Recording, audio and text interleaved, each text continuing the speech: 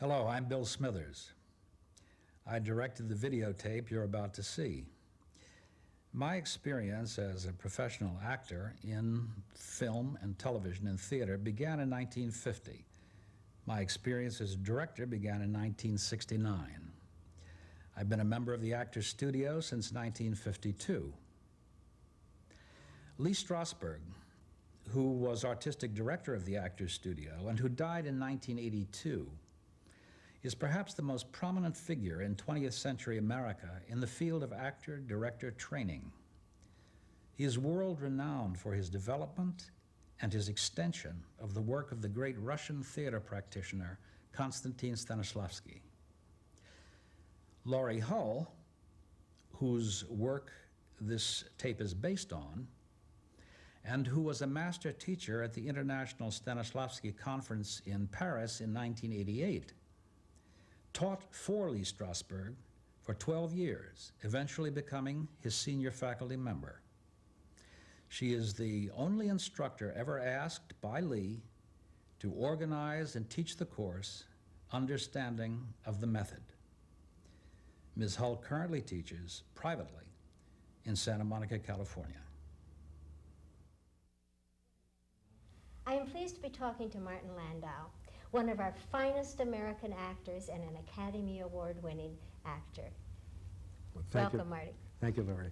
I'm very happy that you're putting these tapes out because I've read this book and it's excellent, but it's nice to have these tapes to show exactly the kind of process that I have used in my work over the years and have taught over the years.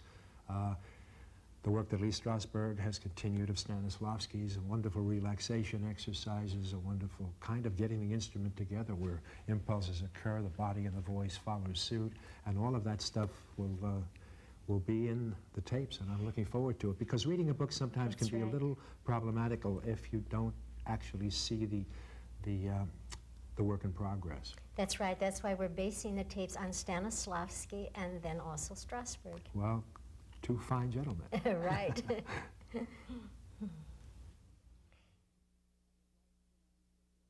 This is Shelley Winters.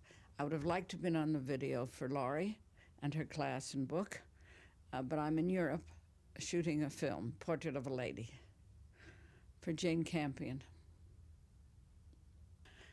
Lorrie Hull's teaching and book of the Method is the best I've ever seen since Lee Strasberg. Lorrie teaches you how to work with the method deeply and with great effect. And it's the beginning of very good careers for lots of young people.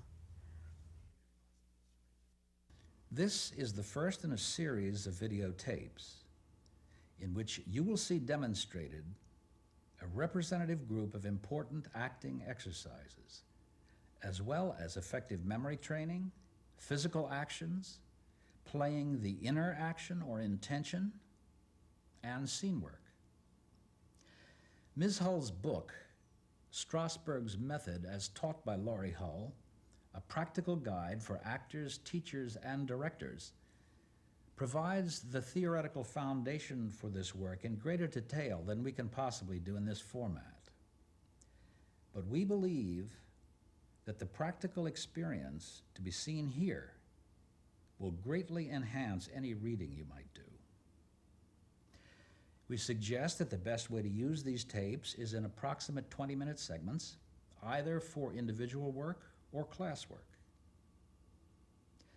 We begin with a representative group of important beginning exercises. We hope and we believe that you learn a great deal as you watch Lorrie Hull work with her beginning students.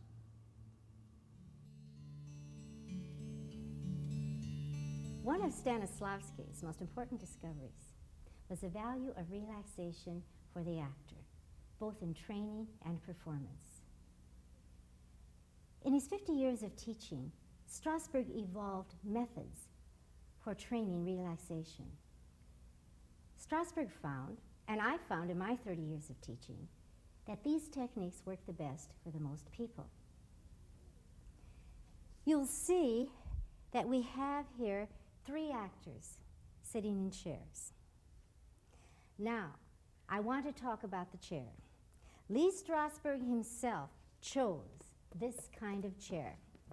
He chose it with a curved back and a higher back, higher than most regular folding chairs. And that was so both tall and short alike could relax easily with support. He also chose an armless chair because part of the relaxation training is so the arm can dangle. And so the body could move first to one side, thank you, Maria, then to the other side. Because we want to break that habitual, straightforward position. Now, you might ask, if one wanted to relax, why don't we just lie on the floor? Now, Strasberg would say, that's too easy. So we teach you to relax in a chair. Now, I am going to give directions for people who have never had relaxation training before. Okay, in your seat, assume a position where if you were on a bus or train, you could fall asleep. I tell my youth students just to flop like a rag doll. That's right. Only don't really lose control and go to sleep. We want you to go into a position where you could fall asleep if you wanted to, but don't lose control and actually sleep. When I taught at Ripon College, the first year I taught, I had to teach acting at the horrible hour of 8 a.m. Never again did I teach it at that hour, because there was one boy who constantly fell asleep during relaxation time. And I even hit him over the head with a book once, because I wanted him to learn that control, to control the relaxation, and falling asleep is when the control is lost.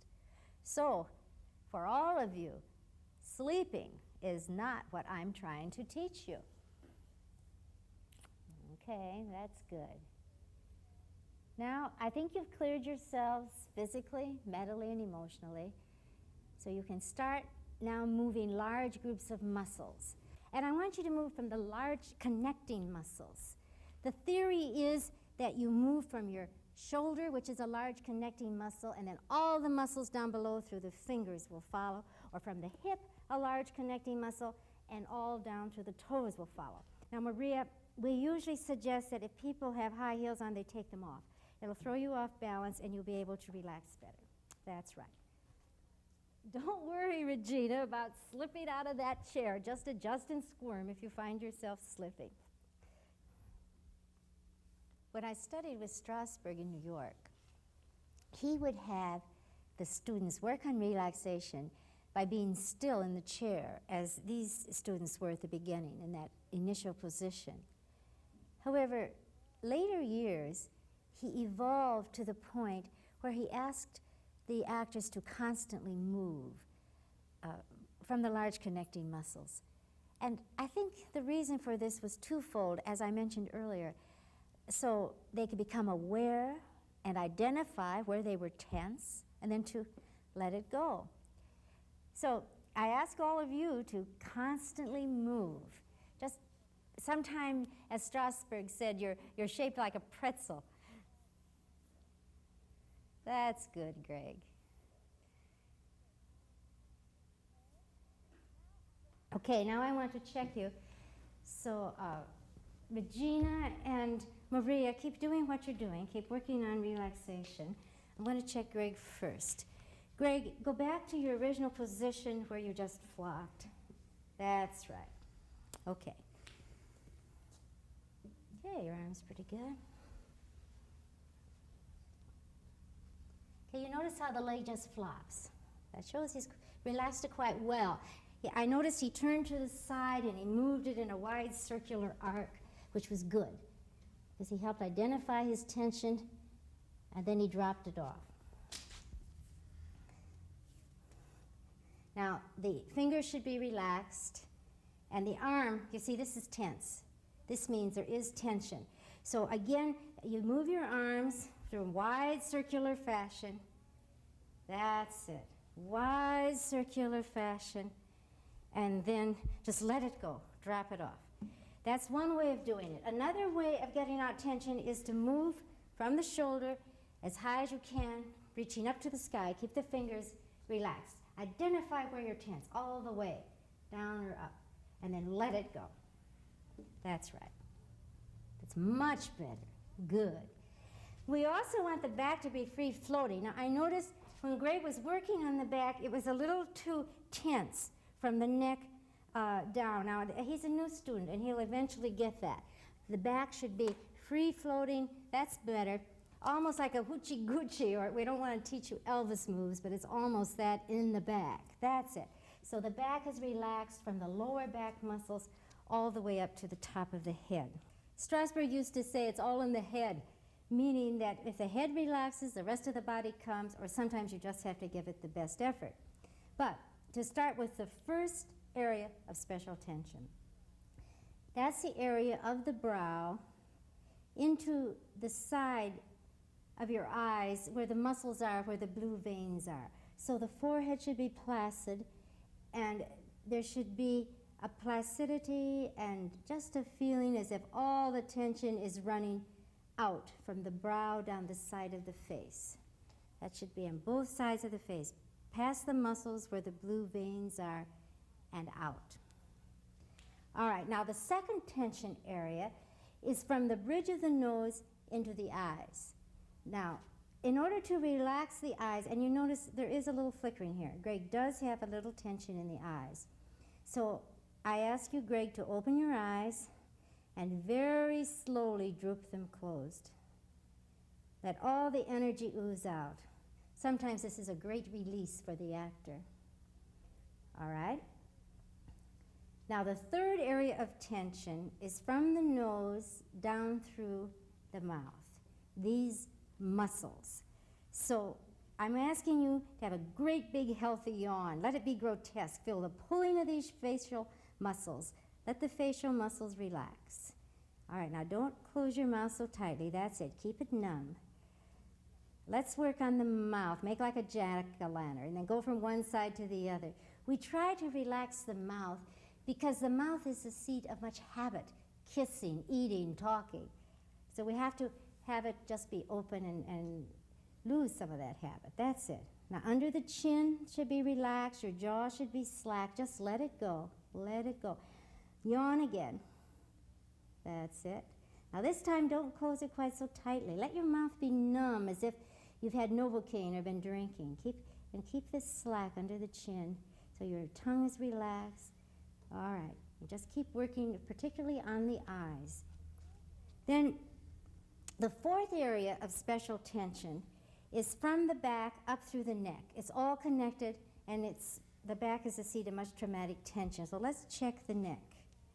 I move it clockwise, first one way and the other. This is what Jane Fonda has me do in my exercise tapes. I think she must have learned it from Lee Strasberg when she took acting lessons with him. That's it. That's it. That's not too bad. Now, sometimes students have tension from the neck through the shoulders. And when that's the case, I ask you to raise your shoulders as high as you can to the ears and slowly rotate them backward and downward 5 times. I learned this from a physical therapist. Then I saw a physical therapist do it on television, and I decided it worked, so I've been using it in my acting training ever since. We're going just a little fast, Greg. That's it. Now, up and forward and down. So a little tension there. Just let it go. It's like kneading bread dough or biscuit dough. That's right. Now you can go back to moving and working on relaxation while I check Regina. Okay, Regina. You go back to your original position where you just flopped. That's right. That's not too bad. Just before I lifted the leg, I was afraid it would be tense because I saw her anticipating what I was going to do, but she's anticipating in the arm. Don't anticipate what I'm going to do. Don't let the teacher intimidate you. Just let it go. Let it go. That's better. Now there is tension in this leg. So when there's tension like this, I ask the student to move completely to the side. That's right. And let your arms flop too. Don't hang on with your arms.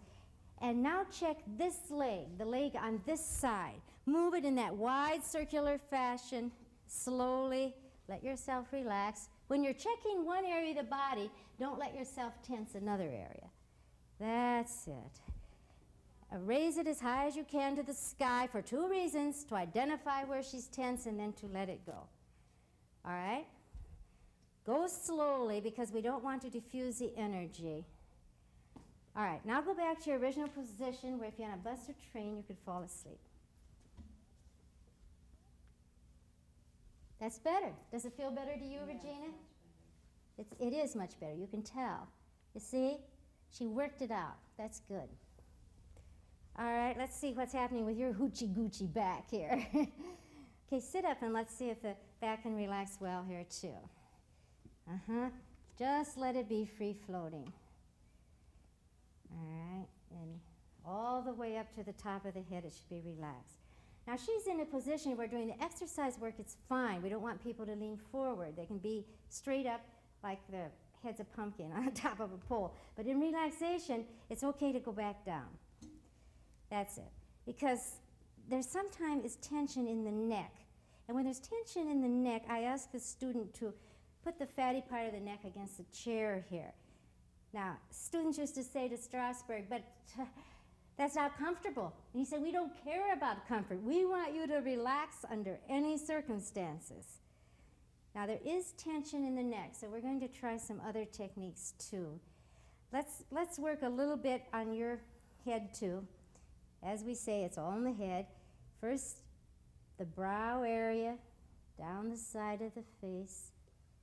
Let all the tension go out. That's placid here. Think of all the tension going out. Just let it go. Let it go. Then the second area from the bridge of the nose into the eyes. Open your eyes. Very slowly droop them closed. That's too fast. Do it slower. Just letting all that energy ooze out. No, it's still too fast. Once again, very slowly. That's better. Keep working on the eyes. Now let's work on this area, our third area of tension. Big, healthy yawn. Let it be grotesque. That's it. Feel the pulling of the facial muscles. Now, just keep those facial muscles relaxed. That's it. Now let's work on the mouth. Big, healthy jack-o'-lantern grin. Move it first. You're tensing as you move it. Let it be slack. First one side is how far as you can go, then the other side. That's it. Big, healthy yawn again. Now this time, let your mouth be numb, like as if you've had a shot of Novocaine. Let your jaw be slack. Let it be slack under the chin here. That's a little bit better. We'll just keep working on this. I feel real tension here in the neck. Now one way, we can go clockwise. Sit up now. One technique, as I just said, was when she put her neck back on the chair, but another technique is to just go clockwise, as we do in exercises. Now there's still tension, so with Regina too, I'd go to the technique of the shoulders as high as possible to the ears. You're clamping on here too. Just let everything go loose. Now let's do this slowly, Regina, as high as possible to the ears. And then slowly down, not quite so fast. Let all the tension go out. Just let it go out. Down and out. Very slowly. Down and out. Now forward, down and out. Let the tension go out. I can feel it going out now. I can feel you becoming more relaxed. Down and out. There's more tension in this shoulder than the other. Can you feel that? Strasberg used to have a theory that sometimes one side of the body was aligned differently, so there might be more tension in one side than the other. Down and out.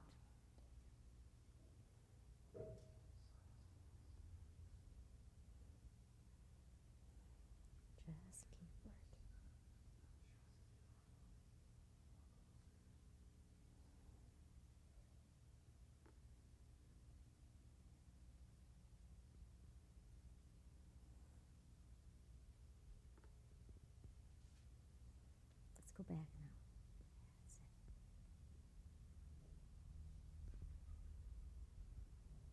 it. Okay, Regina and Greg, both of you keep on working. Another technique that we sometimes use, if there's still tension, is put your arms out shoulder level, and make a sound, an even, easy sound. Let it be supported. That's a little too short. Make it longer, even and easy. Greg? Good. We don't want the sound to fizzle out, and yet we want it to be sustained and even and easy. Some teachers will let their students make short, abrupt sounds to release the tension or the emotion, but Strasberg one time stopped a teacher from doing that because he said it's better to make the even easy. You make the short, abrupt ones if nothing else seems to work.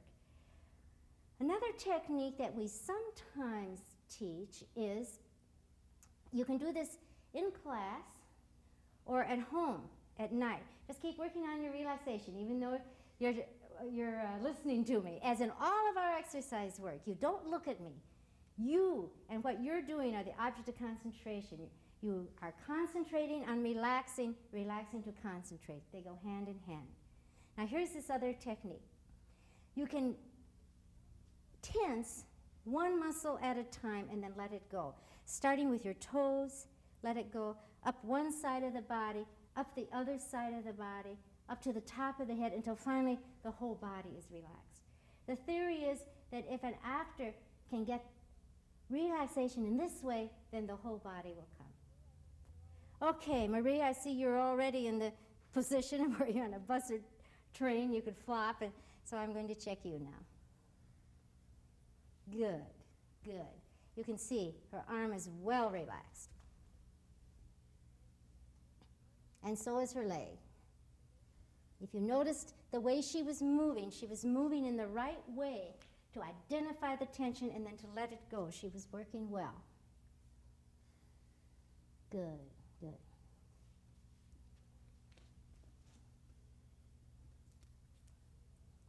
The fingers should be relaxed too. We spread them apart and then just let everything flop. That's pretty good. Okay, now the back. Sit up. I've seen you work better on your back. That's it. Let it be free floating. Let it be free floating. We want the seat of much traumatic tension all the way up to relax because the rest of the head is connected with this back. That's better. See if we can go the other. Okay, okay. All right, now put your head back against the chair. Let me check your face here and your head. All right. There seems to be a nice placid, the forehead is placid, the brow and down the side of the face seems to be quite well relaxed.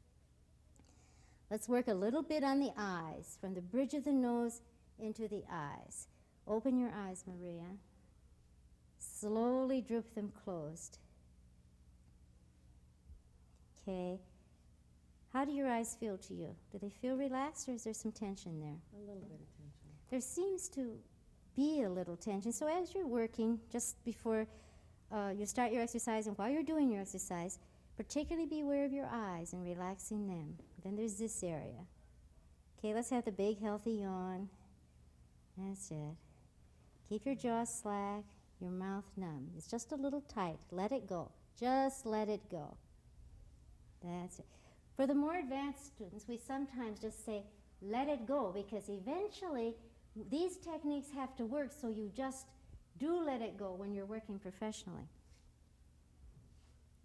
We can't move in the middle of a play or a film. These are just techniques we use so you can learn what muscles to let go at will.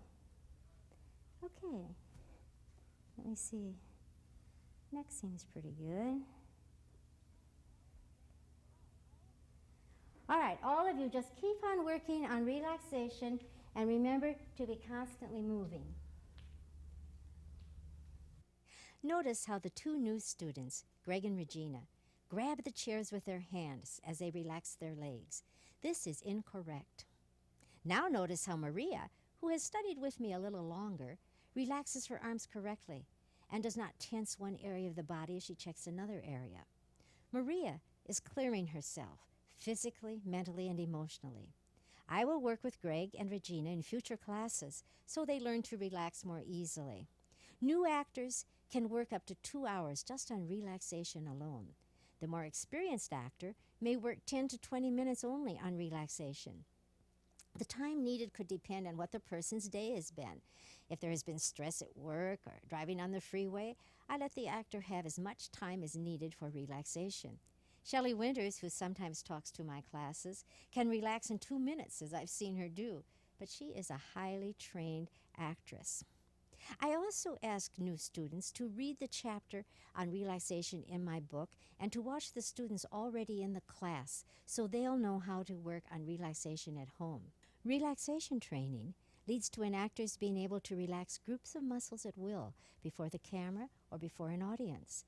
Actors must eventually develop ability to relax without movement. Practicing in the car or wherever, an actor's checking relaxation becomes habitual and can be done in a scene. Our relaxation techniques have been used by doctors with patients, by lawyers, by businessmen and women, and by parents as they raise their families. Actually, this tape can be used by anyone who wants to reduce stress and tension. This first sensory exercise, the breakfast drink, like almost all the others, is begun after a period of relaxation. Why do we spend so much time trying to sharpen and train an actor's memory of his sensations? Every experience in our lives is stored in us by means of the senses, by what we heard, felt, tasted, smelled, saw at the moment of the experience. Everyone knows that the tang of the autumn air or the sound of a woman's voice singing a lullaby can awaken in us thoughts and feelings from long ago.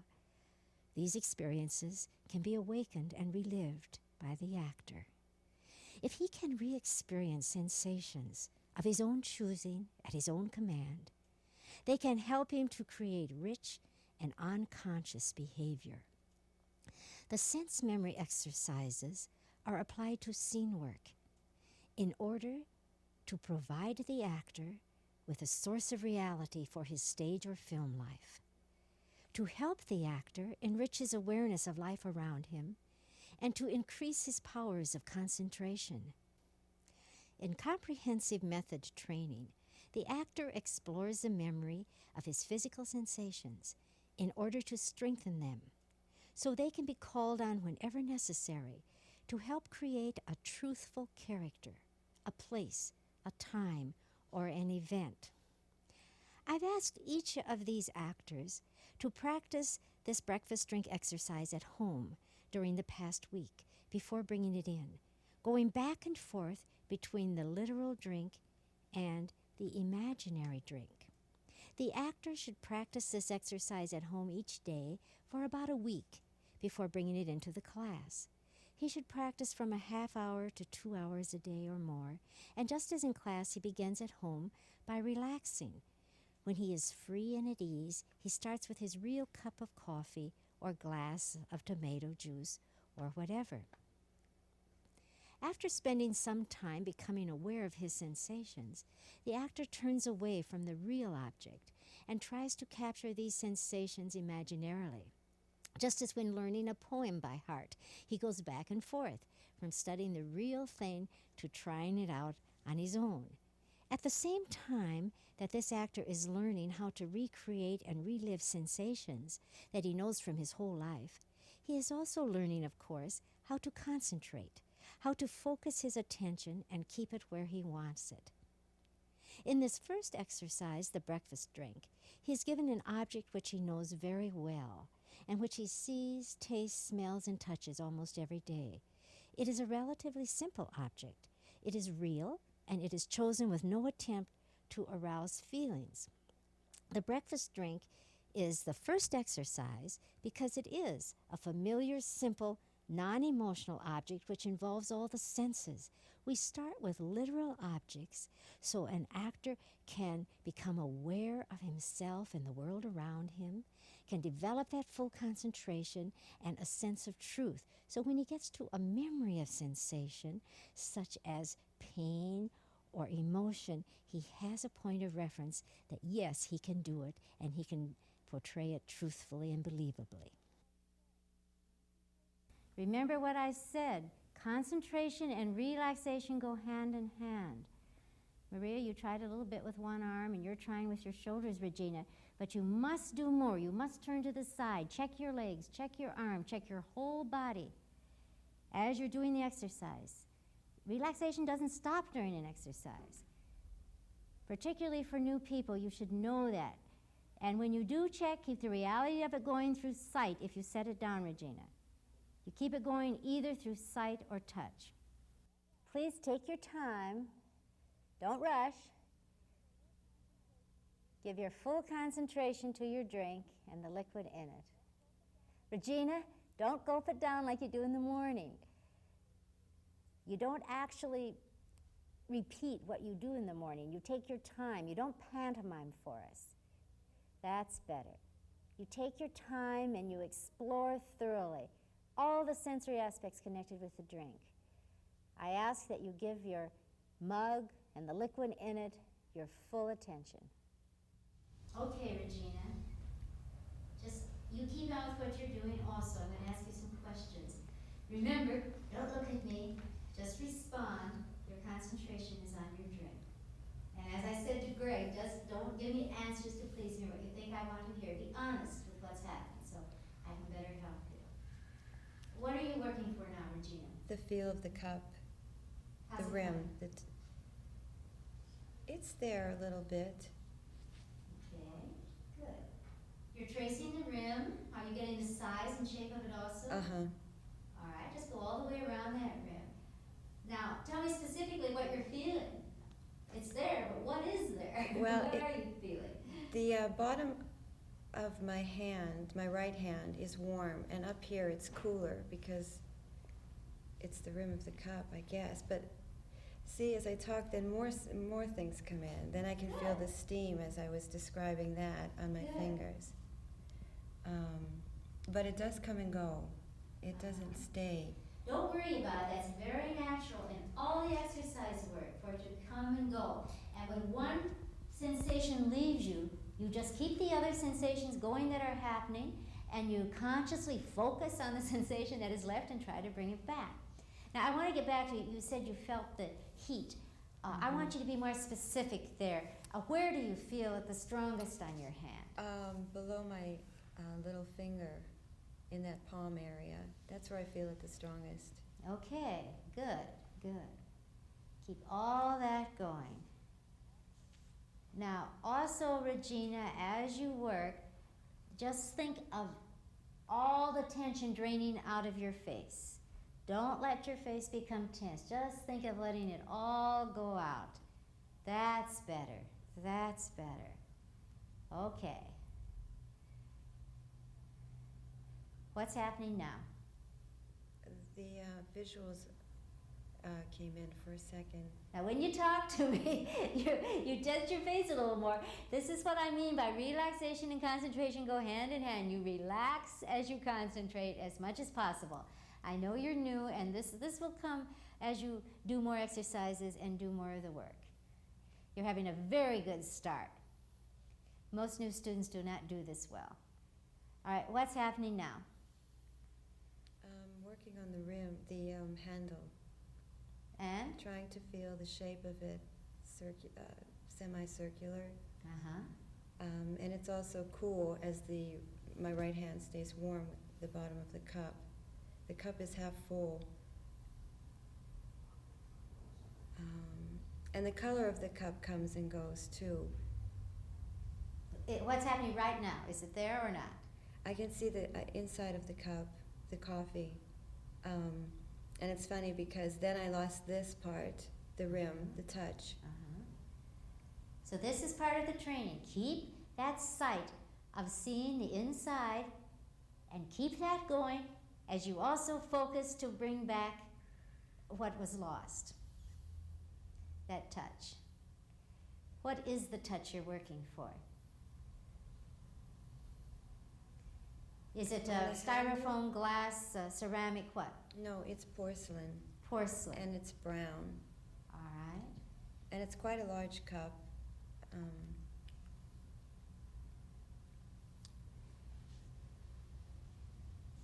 Do you feel or did you, before you had to relax, which is fine, did you feel the smoothness of the porcelain? It's a particular kind of touch, isn't it? Yes, it is.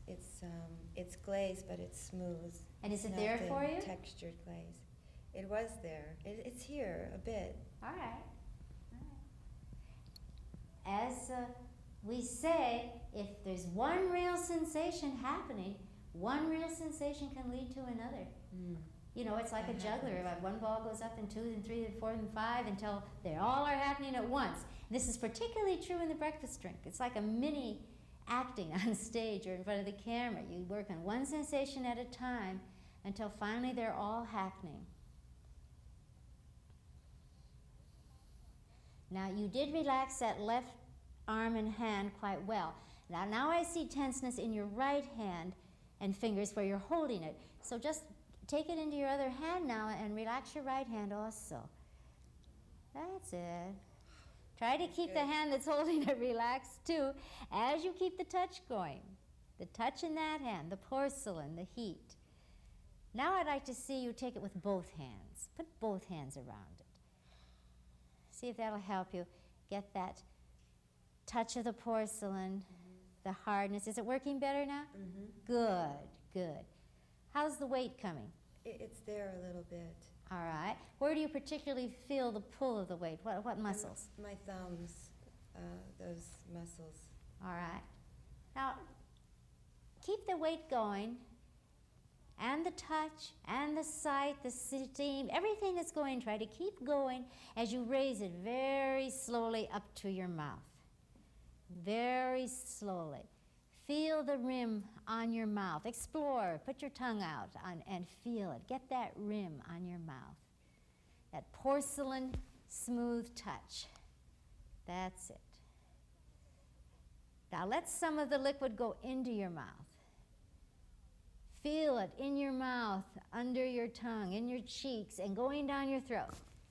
What was happening there? It happened as you spoke. I don't know if that helped to create it. Yes, it does. Yes, because now when I go on to Maria, you'll keep working on it, and you'll work on it yourself, you see. What taste were you tasting? It went under my tongue as you said that, and it was coffee. Black with cream? Cream. Black with cream. Black with cream. See, I want you to be specific. Just really be specific in all your work. That goes all the way through the work, and exercise work and also seed work. Okay, so just keep working on what you're working for until you get all the sensations going at once. Remember, work on one at a time.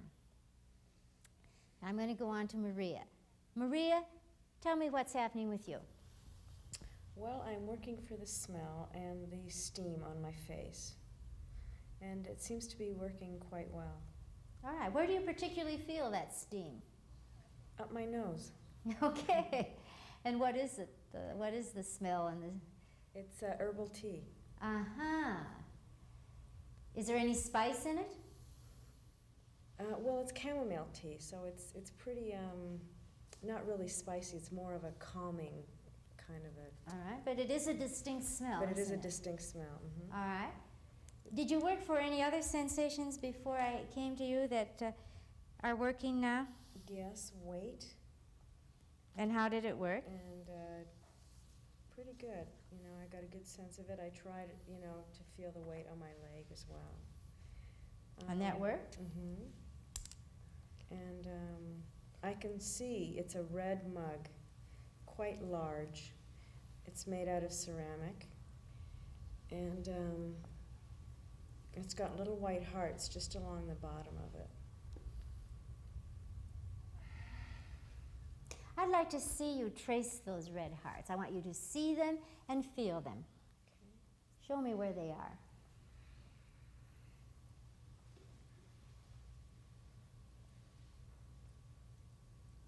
You see their shape, their design, the color, the red They're white.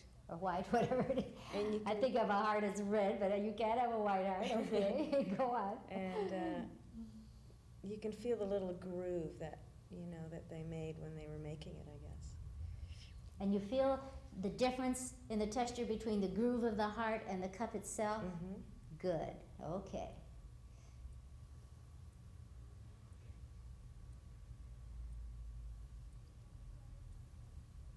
Any other sensations that you worked for that you can tell me about?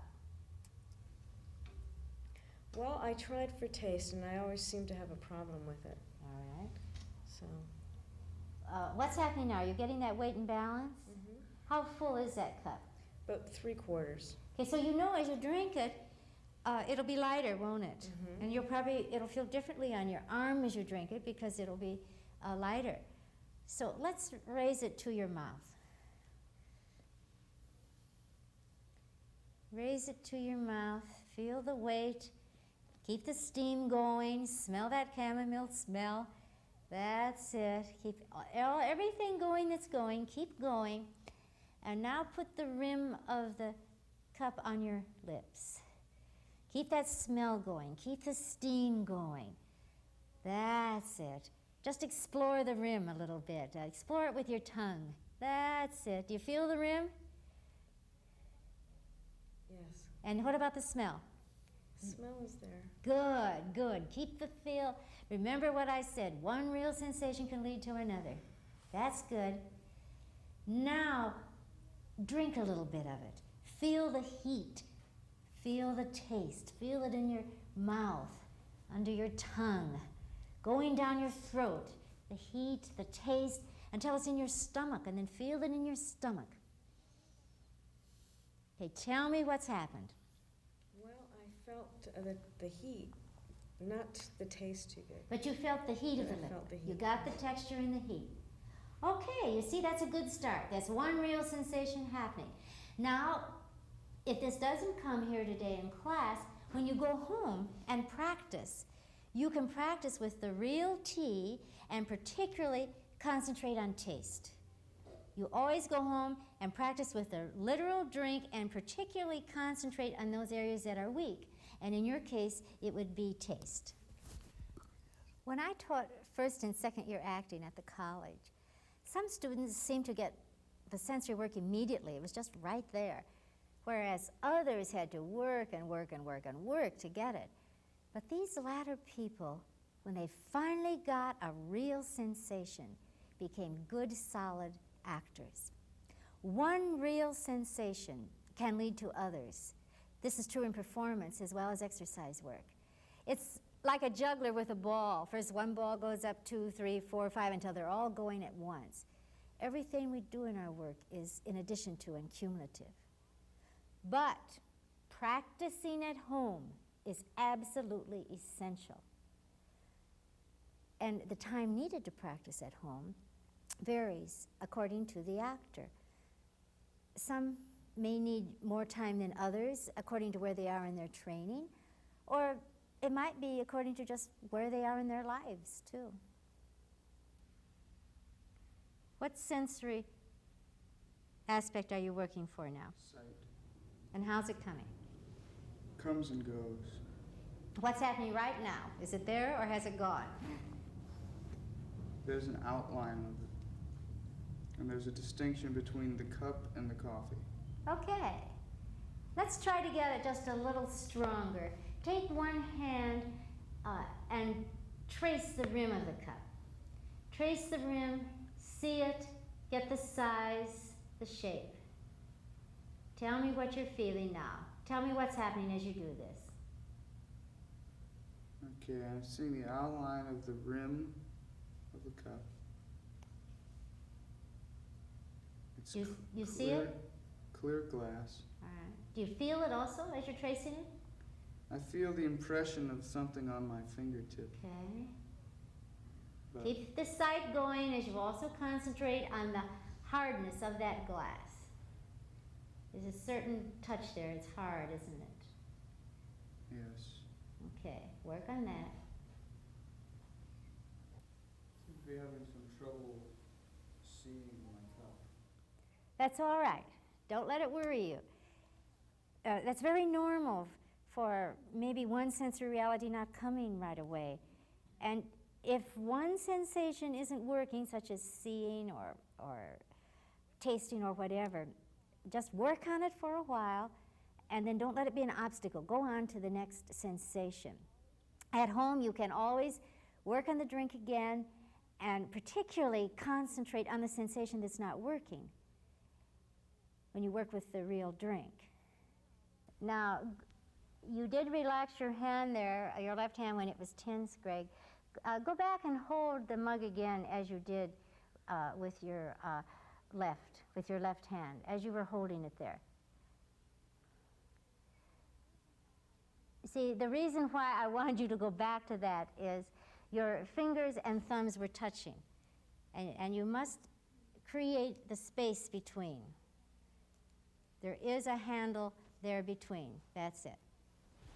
You've all read the improvisation chapter from the book, and you know that I like to keep the sensory work going into a scene or an improvisation.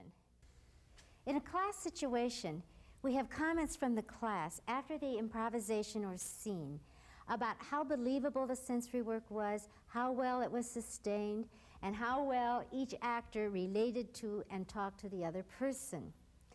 I like to have the class comment first because I don't want them to feel they have to please me or agree with me, and also I want them to become observing and astute. So I save my comments until last, and then I sum up everything. Thus, for me, the sensory work is threefold.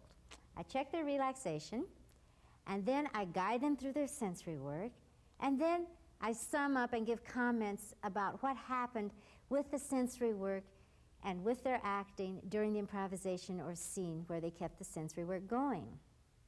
Now, when Strasberg did sensory work many years ago when I studied with him in New York, he would have half the class participating and the other half watching. Later, when he taught in Los Angeles and he had over 30 students in a class, he had everyone doing the sensory work at one time.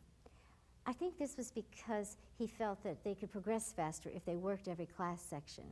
And I believe this too. As you students know, I sometimes have people all over the room doing sensory work. And I do think that they can progress faster.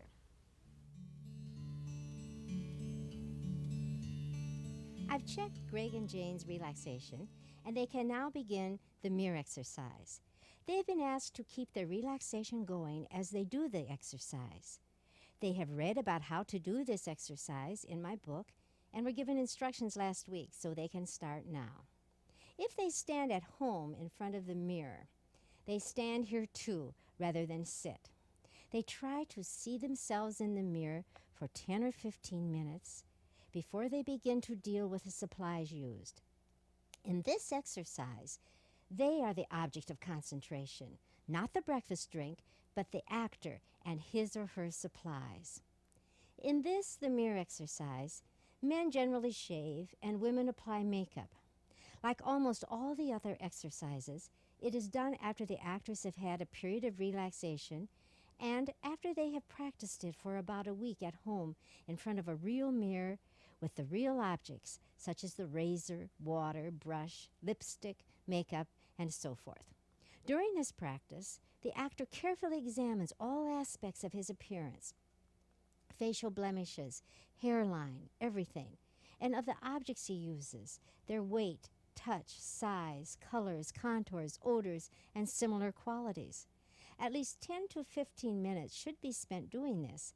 Then the student repeats the exercise without the mirror or objects, as in the breakfast drink exercise.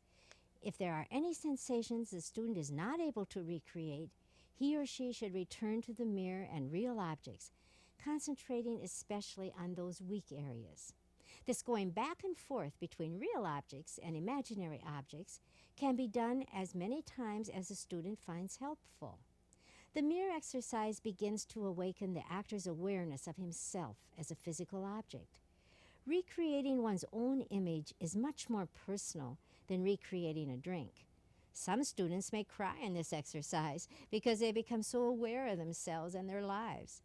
The mirror exercise can be one of the most difficult because the actor has to look right out into an open space and attempt genuinely to see himself in a mirror rather than see the teacher and other students in front of him. Okay, you've both had approximately 12 minutes to create your image in the mirror. You've been looking out into space and focusing on something that's not there, yourselves. Jane, I noticed that periodically you closed your eyes and then I would ask you to open them. And what I want to say is it's okay if you close them periodically to get that better concentration. But remember, when I talk to you, to have them open. And eventually you have to have them open in the exercise. That's true for all of our exercises. It's okay to close the eyes periodically just to get a fuller concentration. Okay, Jane, I'm going to talk to you first. First tell me, what do you see in that mirror? What are you trying to see, or what are you seeing? Either answer is okay. I'm working on seeing my facial features right now, but they come in and out. I can just get an outline of my head right now. Okay, okay. Well, that's a start. That's a start. I want you to keep working, and I'll come back to you. Greg, what about you? What are you trying to see? Well, I can tap into my eyes pretty easily. Good. And the rest is an outline. But if I put something in between the mirror and myself, it helps to clarify what I'm looking at. Well, go ahead and do it then. Use your hand if you have to. That's all right.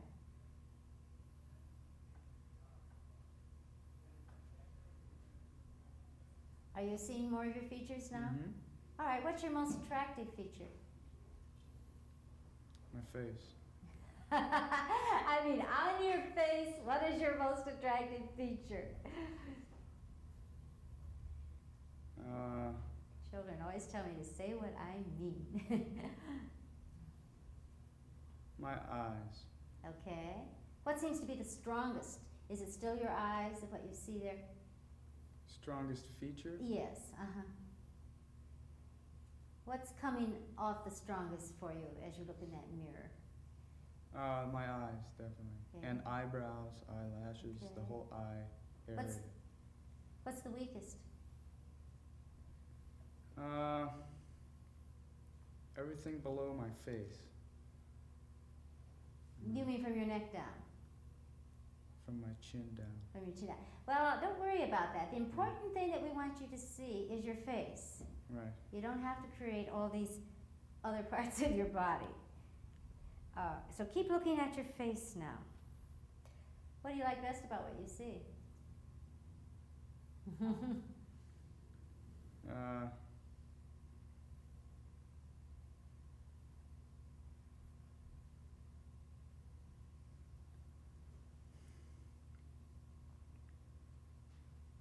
Is it still your eyes that you like best, or is it something else?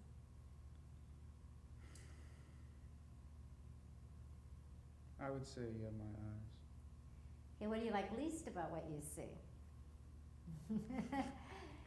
You're the object of concentration. You become aware of yourself in this exercise. What do you like least? If I had to pick something. Yes. I know you think you're handsome all over, but try to choose one thing, okay? I would say probably my nose. Okay. Sometimes. I'm not surprised. Most students say their nose. No one seems to like their nose. Well, when you look at just your nose, it looks weird. Yeah, but what about when you look at the rest of your face, and it's okay, huh? Yeah, except when I turn to the side. All right. And I look Okay. like a goon, right?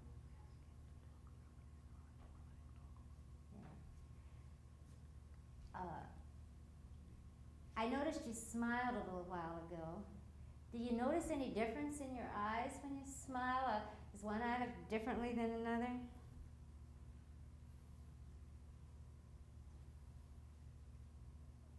you have to, smile again and check it out again.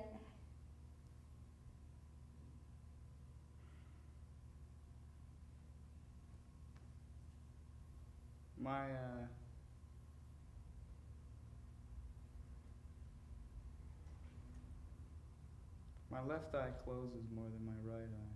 Okay. I asked that question because I want you, to work specifically.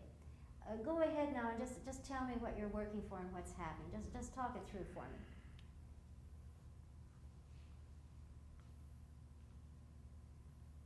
Whenever I get lost, I go right back to my eyes. Okay. Because that's the easiest thing to tap into for me. Does that help focus in your other features then? Yeah. Good. It helps to, if I can get that as a base, I can start to tap into other things. My hair is also easier to get because it frames my face pretty symmetrically. Okay. Do you see the color of your hair and everything about it?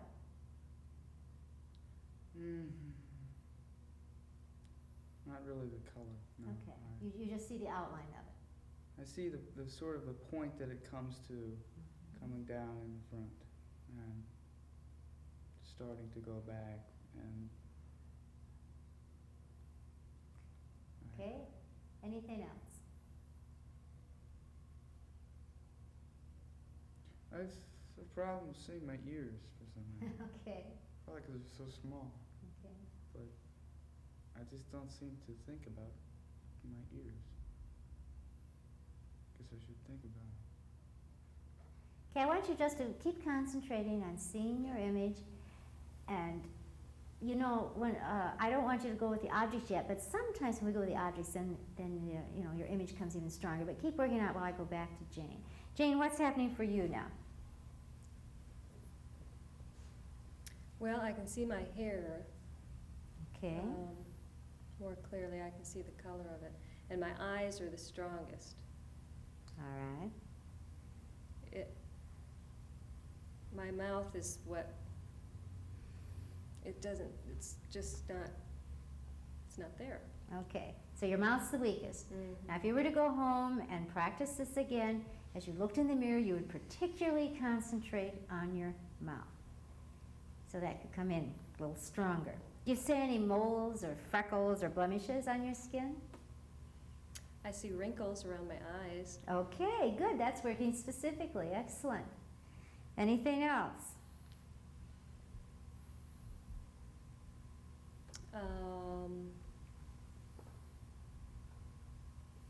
A few freckles, like on my nose and my cheeks. Good. What else? Just sort of talk it through what you're working for and what's happening for you or not happening. Well, I just could sense my mouth there for a minute when I was talking about my nose. But that's still the weakest. Remember to continually check your relaxation. Greg, you can check your legs as you stand, first one then the other.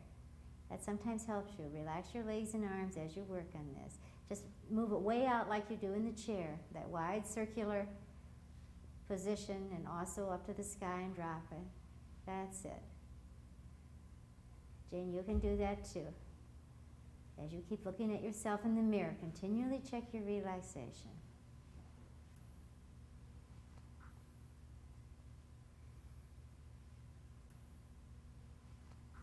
Okay, I'm going to have you both go on and create each item that you actually worked on at home in the mirror. The water, the shaving cream, the razor, the makeup supplies. And as you do that, also keep concentrating on your features. Sometimes as you start to work on the objects, the features come in clearer also. Please don't try to force anything or feel you have to make something happen. Just let it happen. Relax and don't rush. That's right. And if one sensation doesn't come, don't worry about it. Just work on it for a time, and if it isn't there, just go on to another sensation. That's perfectly all right. Sometimes an actor who hasn't been able to see herself or himself in the mirror, when he is successful in creating the feel or smell, for example, of one of the other objects in his exercise, then suddenly he may look up into the mirror and actually re-experience the sight of himself. This reveals a fundamentally important feature of all our work, in exercises, in scene work, and in performance. The creation of one good sensation, or of any truth, sparks others. One good thing leads to another. Notice Jane's well-focused concentration.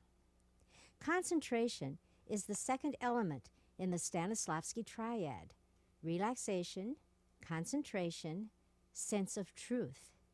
Stanislavski felt that in order to create a sense of reality on the stage, the actor must learn to treat scenery and other objects on the stage as though they were real, even though most are not. Furthermore, Stanislavski believed that the actor must be capable of creating imaginary objects, such as you see in this mirror exercise, and treating these as though they too were real. He must be able to look out a stage window or up into a stage tree and visualize a real object. He can accomplish this by means of concentration. Concentration is the process of focusing one's attention on one or more objects. In our work, the term object simply means anything a person can direct his attention to. It can be a real object, a lamp, a chair, a picture, or it can be any object that exists in the here and now. Or the object can be a remembrance of such things, a toy, a room, a face from the past. It might be a situation or an event from the past, or the actor may choose as his object of concentration sensations which he knows from the whole of his life. Thus heat, cold, sound, smell, taste can be re-experienced and used as objects of concentration. This last process is called sense memory. Relaxation is an important prelude to concentration, for it releases muscle tension and allows the mind to focus on the object of concentration. At the same time, concentration helps the actor develop and maintain relaxation because it takes his attention off himself and his worry about how he's coming over to other people. The objects on which the actor concentrates produce a sense of belief and of faith and involvement in what he is doing, and this in turn leads to unconscious experience and behavior. A sense of truth develops for the actor.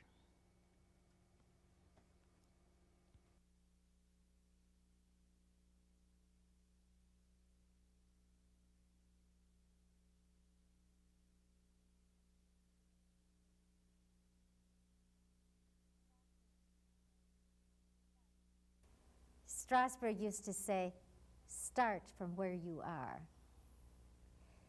If you were going on a trip, and say you were going from Los Angeles to New York, and you got into the habit of pretending you had arrived in New York when you're really in West Bend, Iowa, you're going to be in big trouble. So my point is, slipping in and out of reality is normal. Don't worry about it. Slipping in and out of reality is very normal in exercise work and in performance too. Okay, Greg, you're rushing it some. I've noticed this once in a while in your other work. I want you to take your time, explore all the sensations thoroughly, every sensory aspect. Just take your time. And let yourself relax. Just take it easily, gently. Don't rush, and just let it all go so you're relaxed. Jane, how about you? Well, I'm putting on my blush now. I was working for not only seeing it, but feeling the brush And how did it work? The feel worked a lot better than the sight. Okay, what kind of a handle were you feeling there with the brush? What kind of a handle did you have? It's a plastic, a blue little plastic handle. It's a real small brush with long, soft bristles, brown bristles.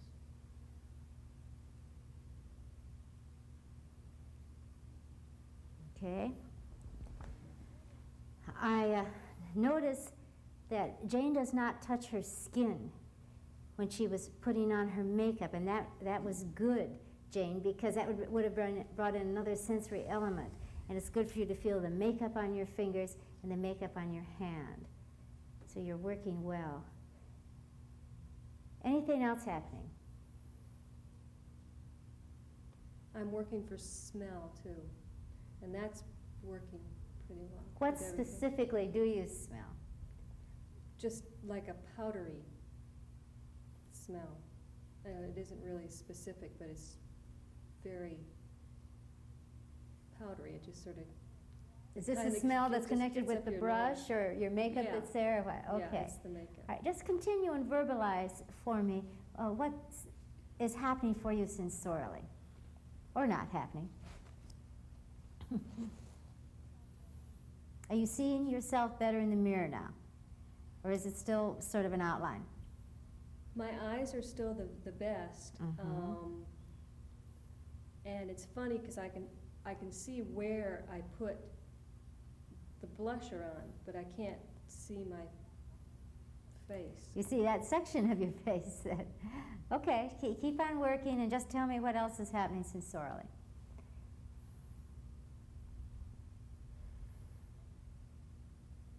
Or not happening. I can still see the shape of my head very clearly, and my hair sort of goes in and out. And my mouth is still probably the worst. Okay. As you know, it's very normal for the sensations to go in and out. You just have to consciously focus to bring it back as you try to keep going what is happening. And if your mouth still seems weak when you finish the exercise in class, you go home and you start practicing again, and you particularly concentrate on the mouth.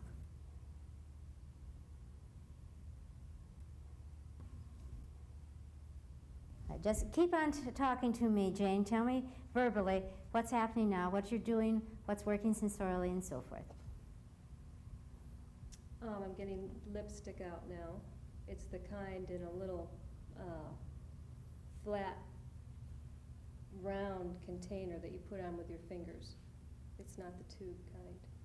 And it's in a little plastic container. It's brown, sort of brown and gold.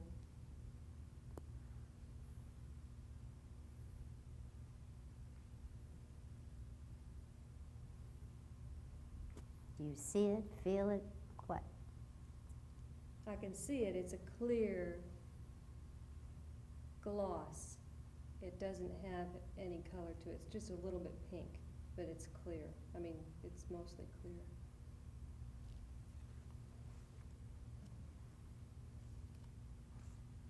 What are you holding in your right hand? This is a little dab of the lipstick. And how's that coming? It's okay. It's greasy. It feels like Vaseline. Be honest with your answers. Don't give me an answer that you think I want to hear. Don't try to please me. But be honest about what's happening or not happening. That way I can help you better. I'm going to put it on my mouth.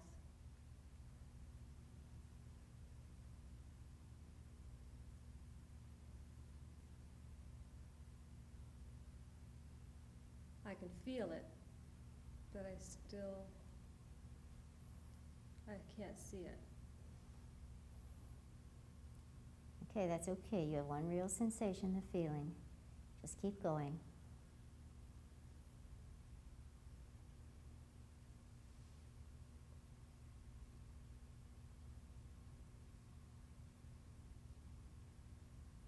It's a little bit better now, but.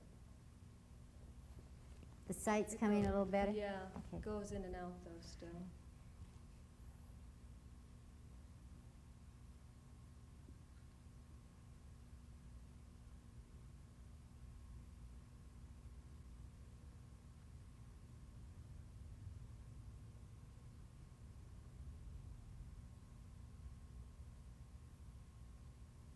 It's really hot for some reason. I was very warm for some reason. I don't know why. Okay, just let it happen.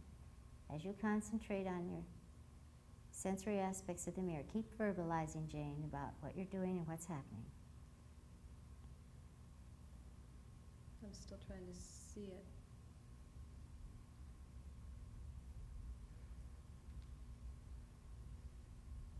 But it's not there.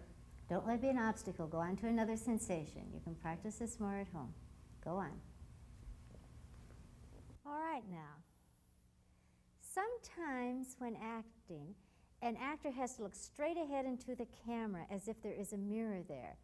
Or on the stage, you might have to look right out into the audience as if there's a fourth wall there. Now that's what I want you two to keep doing now. I want you to keep the exercise going as we do an improvisation. If you've already finished the exercise, it's okay, start it over. Now, here is your improvisation. Jane, you're the wife, and you are getting ready to go to a party. This is a party you really want to go to, and you want your husband to escort you. Greg, guess who the husband is? That's you. You're the husband. And you have had a tired, hard day at work, and you've showered and you're shaving because you want to, but you do not want to go to that party. You want to stay home and rest. Now, you each have several objects of concentration. Yourselves, the supplies you use in the mirror, the other person, your partner, and your inner action. Now, your inner action is what you, the character, wants. Jane, your interaction is that you want to go to that party and justify it any way you please. It's a job contact or whatever. Greg, your interaction is that you are tired, you want to stay home and rest. All right, action. I'm only going to ask you one more time. Good. Honey, you know how much this means to me. Do you know who's going to be there? I mean, I told you. Do you know what this could mean to me, to my career? Do you? You don't even care.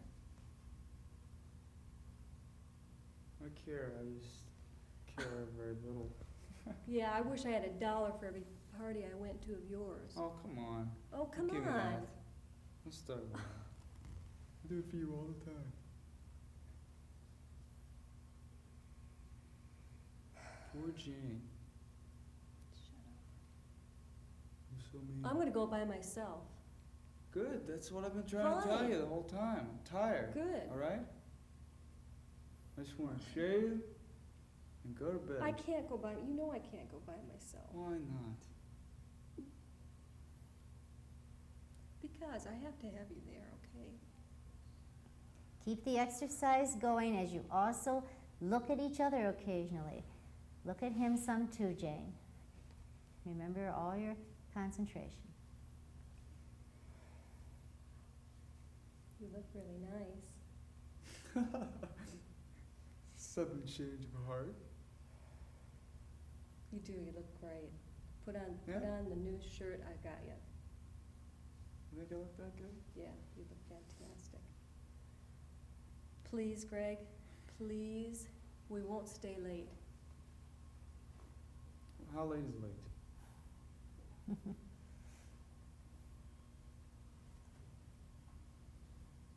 Fine, cut.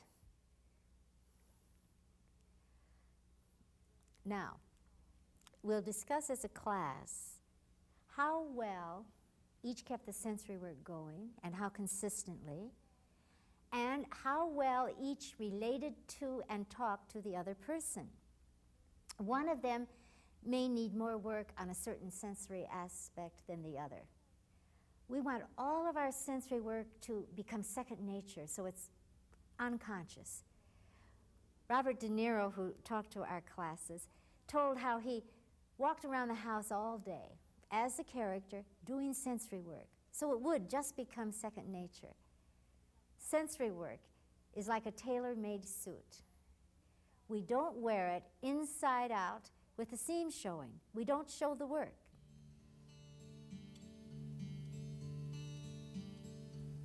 Sunshine or heat can be applied directly to a film or a play. When I directed A Streetcar Named Desire at Ripon College, I had the whole cast work on that hot, humid New Orleans heat. They worked on it in acting class and also as preparation before the play.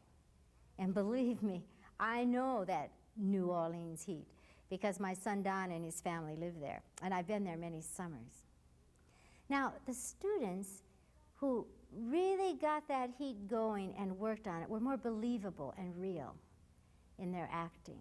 Those that didn't just weren't as good. As I said before, one real sensation can lead to another. And the students who got the heat going would sometimes turn red.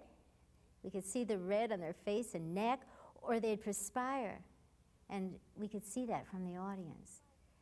It's just like I sometimes have students who do the breakfast drink exercise, and when they do hot, steaming coffee or another drink, there have been times when their eyes will really start watering, their nose will really start running from the imaginary steam of the imaginary coffee.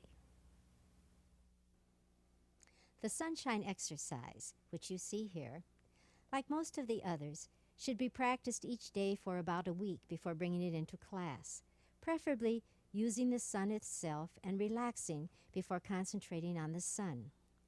The actor sits in the direct sunlight for a number of minutes, becoming aware of the sensations in each part of his or her body. After a while, the actor moves out of the sun and tries to relive the sensations. Continual exploration makes the student aware of the various kinds and degrees of heat experienced by the body. The actor is encouraged in all exercises to admit when he is not getting the reality or when he is slipping in and out of reality. Some of the craft of acting is being able to recognize when the reality is gone and then attempting to regain it. If a student is having trouble recognizing reality and is imitating in the mirror exercise, or if the breakfast drink did not work well, the next assignments are usually daily activities that involve direct contact with the body, such as putting on and taking off shoes and socks, and then, if there are still problems, putting on and taking off underclothing, or the feeling of 3 different textures. The sun's heat is, of course, not a physical object, and the students' work with it may enable the instructor to determine to what degree or how intensely the actor's senses are working. If the student is working too generally, the instructor should ask the student specific questions to encourage the actor to work for specific sensations. Okay, you're both working well. Continue to work for the rays of a good hot sun. And remember to move. You can move certain parts of your body so you can help get the sensation of the heat better in that area. Or if it helps, you can just choose an occasion when you were actually in the sun and remember those sensory impressions. As always, as you do the exercise, continue to check relaxation.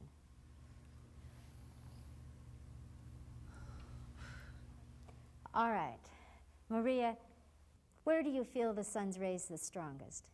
Where are they hitting you the strongest? My face, in particular my eyes, my mouth is really dry, and my forehead. Okay, good. Keep it going there as you also concentrate on other areas of your body. The student may become aware that the feel of the sun on the crest of the cheekbones is different from the feel on the lips, eyelids, or other areas. he then becomes aware that all areas are not equal, that sensations are not the same in all areas. This helps the actor to work more specifically, to be more differentiating, and therefore to work more truthfully. Usually, the first areas to re-experience the sun are the forehead, the bridge of the nose, and the upper lip. The sun's heat is, of course, not a physical object, and the student's work with it may enable the instructor to determine to what degree or how intensely the actor's senses are working. Okay, for both of you, just keep the sun going in the areas where it's working. If you're concentrating on one area of the body and you lose the sensation of the sun in another area, just focus your attention to bring it back to the lost area. Always try to keep the sensation going in areas where it's working. Remember my juggler's story. 1 ball, 2 ball, 3 balls, 4 balls. Okay, Janine, where do you feel the sun's rays the strongest? Right at my face, Be specific. Where in your face? at my forehead. Right at my forehead, Okay. my eyelids. Okay. Keep it going as you let the sun work in other areas also. If the sun exercise is used in scene work, underlying this exercise and all other sensory work is the basic sensory technique of creating the place and climate of the scene, along, of course, with what happened before the scene. Specific work on the place, temperature, and atmosphere is especially important in scene work. To be believable in a role, the actor is surrounded by the place he or she creates. A well-trained actor learns to be really hot or really cold and does not need to indicate these sensations by phony shivering or by wiping non-existent perspiration off his or her forehead. The actor is encouraged in all exercises and in scene work to admit when he or she is not getting the reality or is slipping in and out of reality. Some of the craft of acting is being able to recognize when the reality is gone and then attempting to regain it. However, the girls on this tape are new students who are initially trying to recreate the sensations from the sun on their bodies. A student almost always chooses his head, face, top of his legs, his arms or feet, or specifically the top of his head for the strongest sensations at the beginning. Maria, how does the heat of that direct sun feel through your clothes? Very hot. I can start to feel, beads of sweat roll down, my chest and my back. Okay. Does that feel differently than on your bare skin or your scalp? It feels more, as opposed to like really hot, dry, it feels like sweaty and muggy, Uh-huh. like a contained heat as opposed to a direct, dry heat. What about under your arms? How does it feel there? Yeah, real sweaty, moist, like uncomfortable. Okay, that's good. You're working specifically. The actor should be led to an awareness of the different kind of sensations he feels when the direct sunshine hits a clothed area as opposed to when the sun is on his bare skin. Usually, the places on his body where the direct sun's heat comes through his clothes will feel something from a mild body warmth to a muggy, hot, stifling kind of heat, depending on how long the actor lets his full concentration work.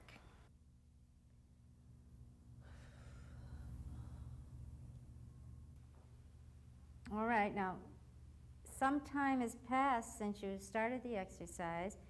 Continue working, keeping the sun going where it's going, but also focus on other areas of your body, the back of your neck, the small of your back, the buttocks, and so forth. Remember, when heat works in one or more areas, remember to keep it going as you focus on another area. Janine, can you tell me what's happening with you? Yeah, the air just feels real heavy and hot. My breath feels really hot. And my, the sides of my torso feel hot. Hotter than the rest. But my breath just feels heavy and hot still.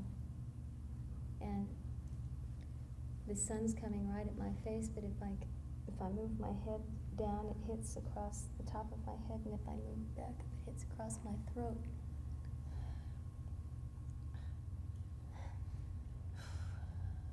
Janine, where is the sun's location for you? Right in front of me. That's also the place where the camera lights are. Often, that's where students will say the sun is. Right in front of them, where the room lights are, the stage lights are, or in this case, the camera. Now, and that's very typical because they use those objects for the sun. Now, Janine, you are the actress. I want you to have the control to place the sun any place you want. It can be at the side, the right or left side, or in back of you. For instance, if you have the sun coming in from the right side, remember it'll feel differently on the right side of your cheek, where the sun is actually hitting, than it will on the left side of the cheek. The actor has the control for the stimulus of the sun, the intensity of the sun, and the placement of the sun. If an actor just is bogged down, so to speak, and having the sun in one area, that limits the actor and the actor's possibilities. So we ask them to have the control to move the sun in different areas. All right? Maria, I'm going to talk to you next. Where specifically is the sun working the best for you? Well, I've moved the sun to the back. I originally started in the front, but I've moved it to the back.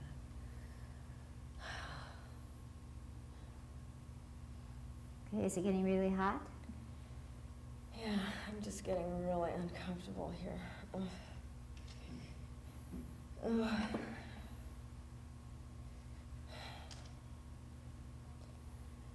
Keep the exercise going. I'm really hot, Lorrie. Can I stop this? No, you may not. I'm a slave driver about this. Just when the student is beginning to have things start to work, if they feel too much heat or discomfort, they'll ask to stop. This is true in all the exercises, particularly beginning students. And I say no, because they have to go on so they can work more consistently and more fully. So that's your answer, Maria. Keep going. Keep it consistent. Let it be even fuller.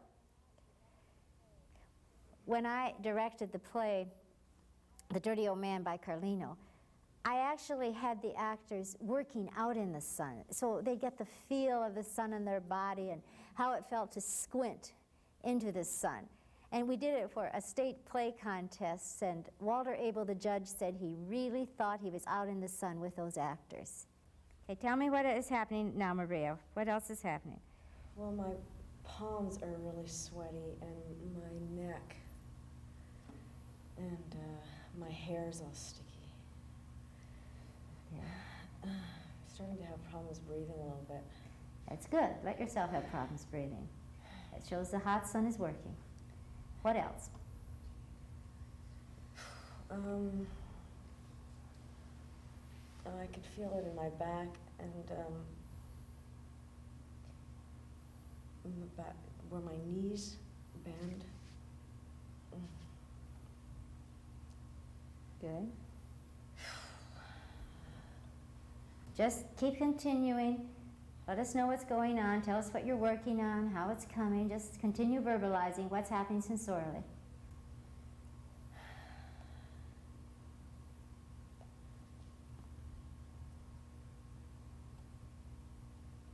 Keep it going in the knees. Just verbalize what else you're working for.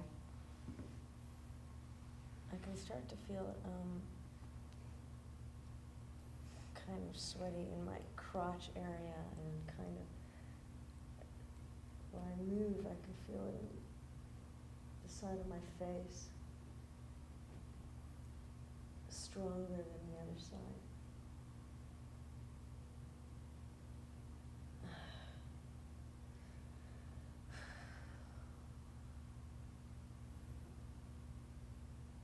Good.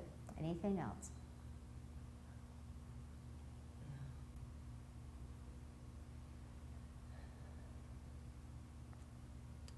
It's starting to feel like the heat is all over, not just in one specific area like I'm in a sauna. Good.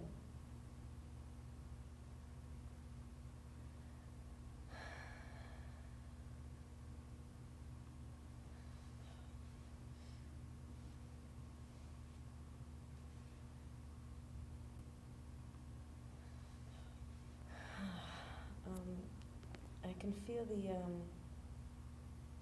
the waistband of my sweatpants are wet.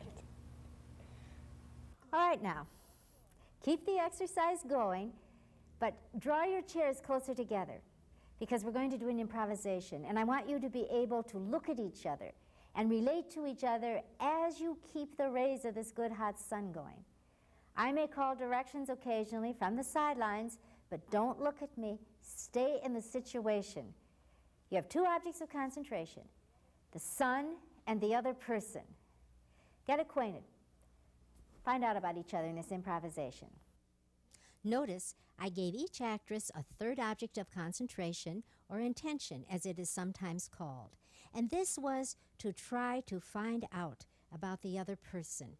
When Diane Hull acted for Elia Kazan, Kazan told us that he gets his actors to really, really want their interaction, which is what the character wants. When directing A Streetcar Named Desire, Kazan got his actress playing Blanche to desperately want her interaction, which was to find a refuge from the world or to find protection. For Maria and Janine, the interaction or intention is to find out about the other person. Both girls need more guidance in determining and playing her interaction in scene work. About a month later, I was cleaning out my folder, and I'd been wanting to take Strasberg for a really long time, and I called a couple of other teachers who said that they taught Strasberg, and I talked to them on the telephone, and I just didn't get a really good feeling. But I really wanted somebody I felt good with, you know? Mm-hmm. So Lorrie's card fell out, and at that time I'd already ordered the book because nobody else had written a book on the method. So I'd sent away for it. But you hadn't read any of it yet? Well, it didn't get to me till I guess the week before class started or something. Oh. So I called Lorrie up and I started talking to her, and I really liked her lightheartedness and her professionalism over the telephone. I said, I want to be part of this later. As these girls continue to train, I will direct them to work on better eye contact and awareness of their partners. Actors must listen to each other as well as to their teachers and directors. As you are viewing on this tape, creating real sensations such as heat, cold, pain, or emotion adds to a believability in acting that surpasses an indicating of these sensations. At this point, I wish to comment on substitution in acting. When my daughter, Diane Hull, played a prostitute junkie on the first television police story, she used sensory work of a cold for a real runny nose and eyes, so critics believed she had actually been on drugs, which was not true at all. Diane had done her sensory work in Strasberg's acting class, applying it to the role along with sensory work on tiredness and work on other character elements, such as playing the interaction. An important point to stress here, though, is that an actor does not need to live everything he or she acts, but an actor can substitute real sensations of his own choosing, and the audience never knows what is used. Strasberg pointed this out at the Actors Studio when he praised Diane's convincing portrayal of a worn-out drug addict. Another substitution, sensory work on a bad taste, can be used for poison or for a strong drink, which is really tea. Obviously, if it was real poison, the show would end. Our next segment demonstrates the pain exercise. Real pain sensory work can be recreated for when a character is hurt, ill, or knifed or shot in a role.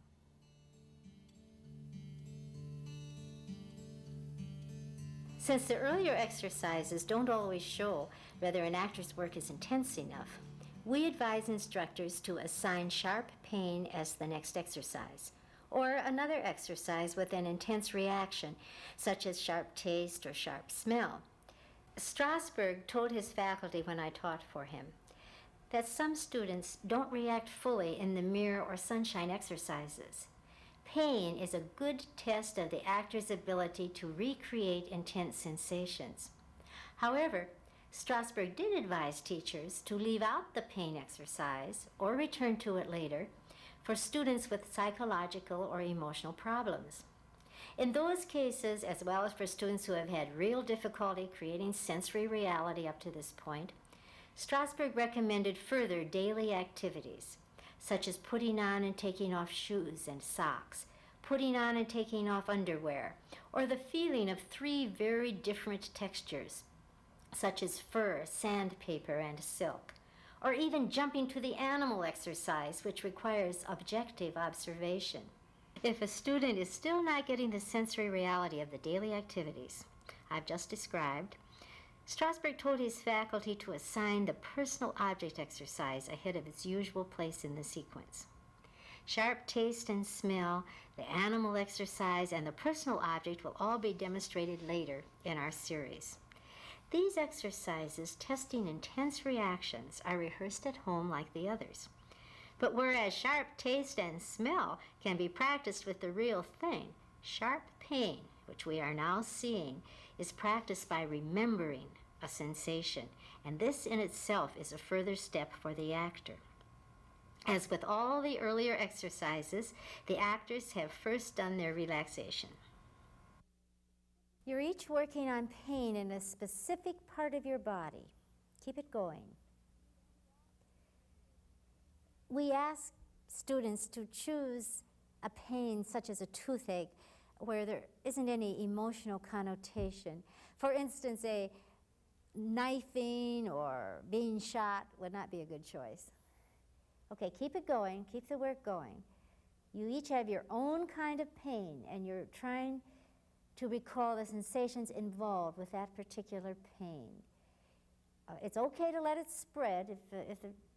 If there's reactions in other parts of your body, it's all right. Don't force anything. Don't try to show me anything. Just let it happen. I don't want you to be indicating or performing. And of course, as always, try to check your relaxation from time to time also. Okay, keep working. You're each working on pain in a specific part of your body. We ask the actors to choose a pain like a toothache that isn't involved with an emotional happening in their lives. For instance, a knifing or an automobile accident would not be a good choice. Now you're each working on a pain you have experienced. Concentrate on the specific area where the pain is. If you want, you can choose a time when you actually felt this particular pain. As always, try to recall and relive all the sensations involved in your particular pain. Just let the pain or sensation happen. Don't try to make anything happen. Don't show anything. Don't indicate. Don't perform. And try to remember, as we do in all of our work, to also work on relaxation as you work on the pain. Okay, Janine, I'm going to work with you first. Tell me what you're working for. I'm looking for a real sharp abdominal pain, like a cramping. Mm-hmm. How's it coming? Oh, I feel uncomfortable. Okay. Where do you feel uncomfortable? My lower abdomen. All right. Are there any other sensations surrounding that pain that are happening? Yeah. Where? There's a tightening around my back and the front of my abdomen, like a squeezing, and shooting pain down my legs. Did you have that shooting pain down your legs when you actually had the pain and that tightening around your back? Yeah. Good, okay, you're recalling the kind of sensations you had very well. You're reliving them. Anything else you want to tell me?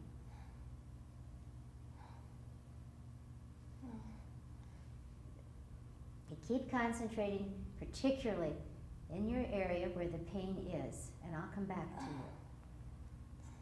Something you wanted to say, Jane? Okay. Jane, what are you working on?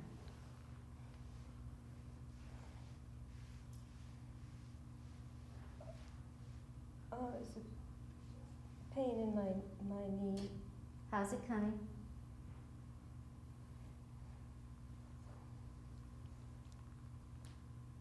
It's there.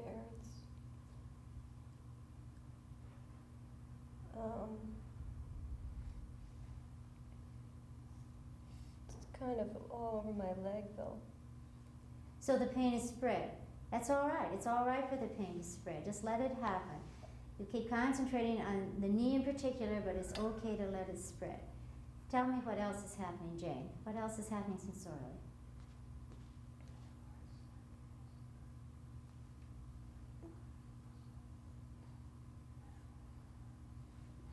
Oh, my palms are sweating. Okay, good. That's another reaction. What else? That's all. All right, keep concentrating on that knee so it becomes really as sharp as possible. Just keep concentrating on the knee. Janine, what's happening with you now? I just feel the pain is radiating downward and upward, and it chokes off your circulation. Okay, let it do that. Let it happen.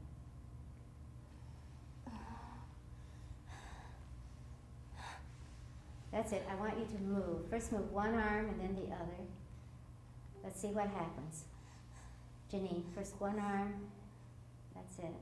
Keep the pain going. Then the other. Then one leg. Keep the pain going. That's it. Then the other leg. I can't. Yes, you can. Move the other leg too. You're the actress. You have the control. That's it. Talk through your tears. Tell us what's happening now. It's just tightening so bad. And in my abdomen. Okay, keep it going. Keep it going. Let it become full. Anything else you can tell me that's happening?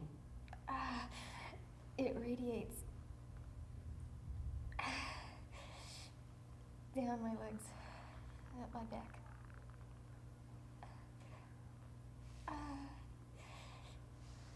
Okay, just keep it going. Just keep it going like you're doing a film and you have to keep that pain going. Jane, what's happening with you now?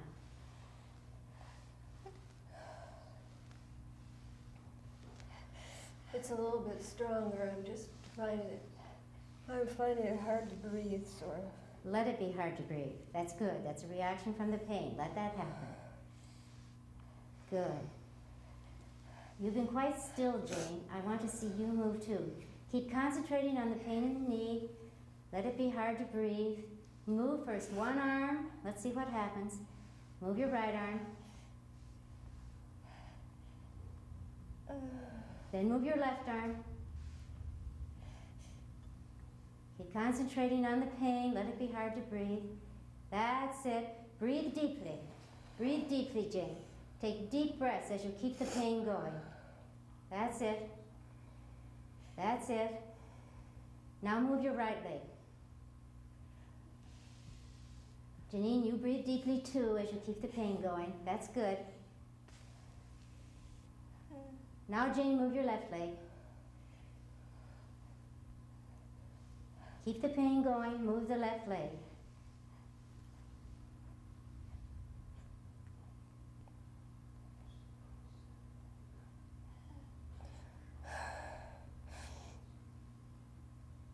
That's it.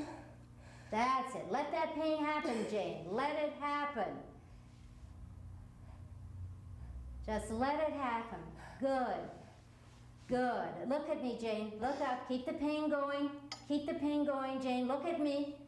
Look at me. You're the actress. You have the control. Look up. That's it. Keep it going. Keep it going. That's it. I want you to move that left leg again as you keep it going. Move the left leg again, Jane. Keep the pain going. That's it. Sometimes students get sensations above and beyond the ones they're actually working for. Sensations that were originally associated with the ones they're working for. A headache, or a pain along the side of the face. A numbness along an arm or leg when the pain itself is in the hand or foot. The effects differ, as in all the exercises, with each person. The pain exercise not only tests the intensity of a student's reaction, but it may also, if the student fights against really trying to create the pain, if he says early on in the exercise, "I can't do it, I can't get it," this may be a tip-off that the student is emotionally blocked. Most instructors know when a student succeeds with the pain exercise. Failure in any of the exercises usually results from poor concentration. If the pain exercise does not work, the instructor usually should assign sharp taste or smell next, or pain may also be added to other exercises later in the training, such as the overall sensations, the personal object, or the private moment. I want you to keep the pain going. Janine, if you feel like screaming, scream. It's all right. Just do whatever happens. I want you to keep the pain going as we do an improvisation. You're in the emergency room of a hospital, and you've been waiting an hour, and they haven't treated you yet. For the purposes of our film, you do not know each other. Now you have two objects of concentration, your pain and the other person. If the pain leaves you, just focus on it and bring it back as you also concentrate on your partner.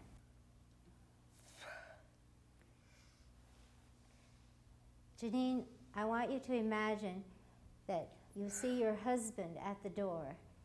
And I want you to tell Jane what you see, and I want you to make an effort to walk over there to him as you keep the pain going.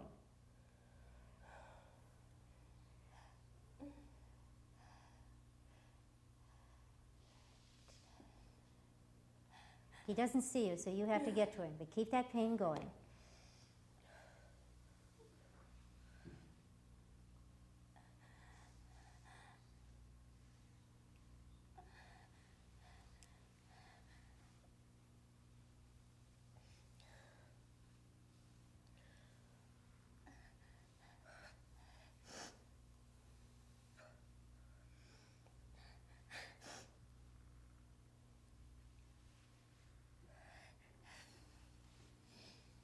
You're going to have to move as you keep the pain going.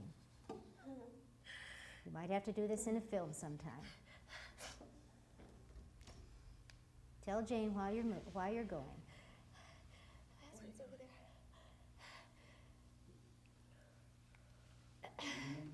Call to him. Terry? Okay, now I want to see you walk. Move to him.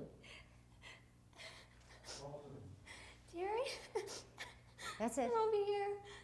A little further. I'm over here.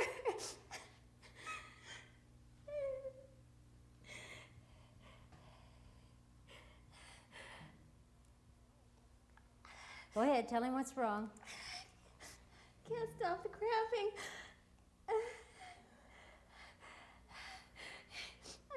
Can you hold me?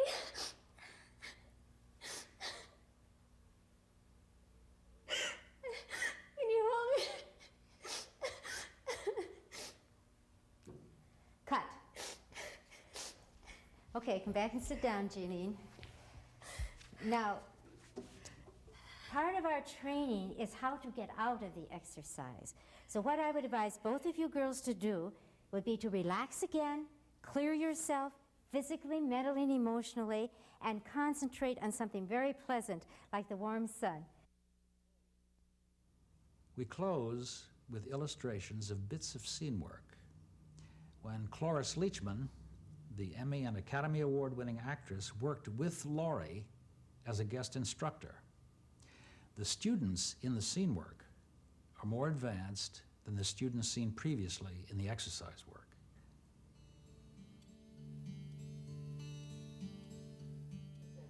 Another thing our friend Kazan has said, if you don't know what to do nothing and keep it simple. Yeah, just do nothing.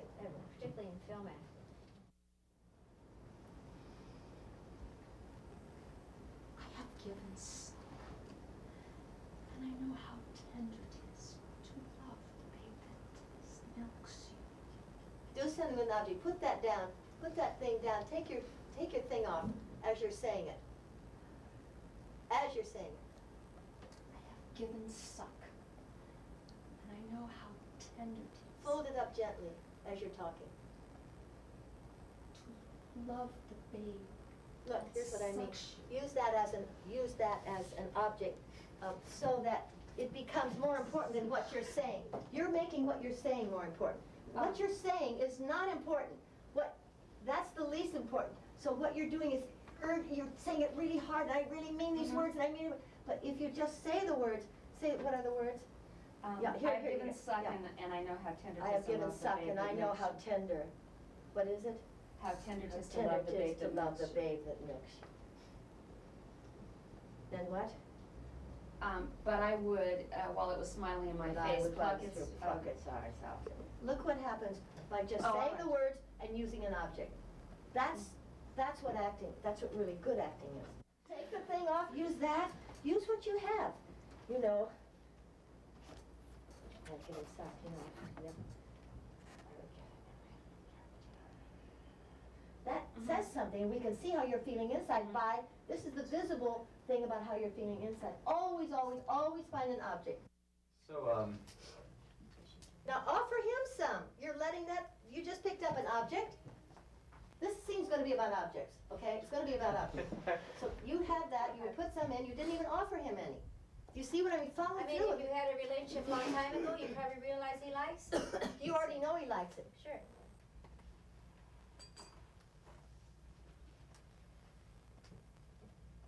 so how was he? Shut up. Would you just shut up? Just shut up. Okay, sure. I wouldn't want you to, give up some secret little intimacy or something. He was great. He was incredible. He was tall, he was blonde, he had bronze tall muscles. I was drooling with desire, and I knew it. I knew it. I knew it! He played me like a Stradivarius. He swept me off my feet and dragged me down to the beach. He laid me on the moonlight surf, and he ripped off his clothes. Stand up and undressed keep me saying with it. his Stand up and let everybody hear. And I gurgled with delight. My quivering quim More. yearned for his pulsating rod. He ravished me over and over again. I begged for him to stop, and he just laughed. Finally, with the dawn Stand up and go through it. Over Be the the girl horizon. at the moment. and the waves crashing gently over my trembling thighs, I fainted. You're out the door, aren't you, with your Out jacket of already? sheer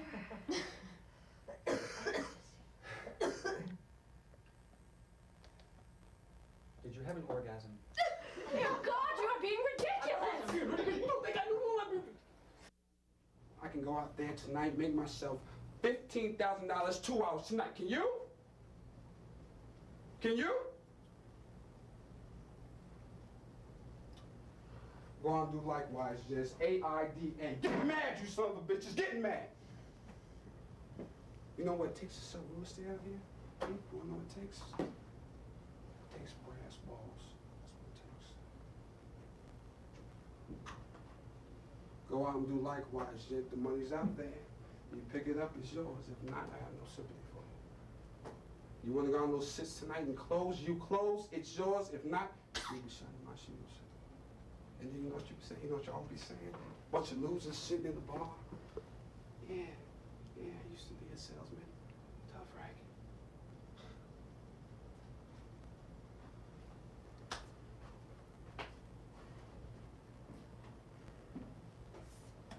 These are the new leads.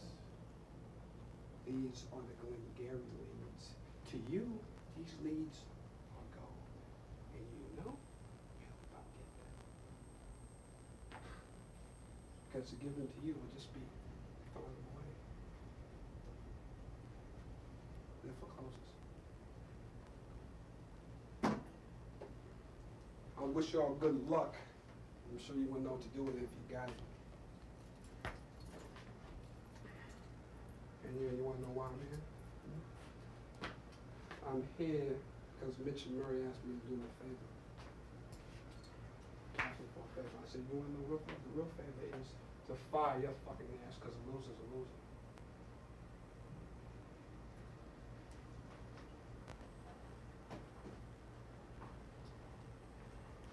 There were all kinds of contrasts. His voice was contrasting, rhythms, there were contrasting rhythms. He was assessing all the time. Did you see him assessing and suddenly move? You didn't know what he was going to do next. It was absolutely up for grabs. He could have done anything. He was dangerous. He was loving. Smart. He was thinking. And you were grabbed by him. He didn't make one false move. He didn't walk anywhere or do anything that wasn't intrinsic and true and necessary.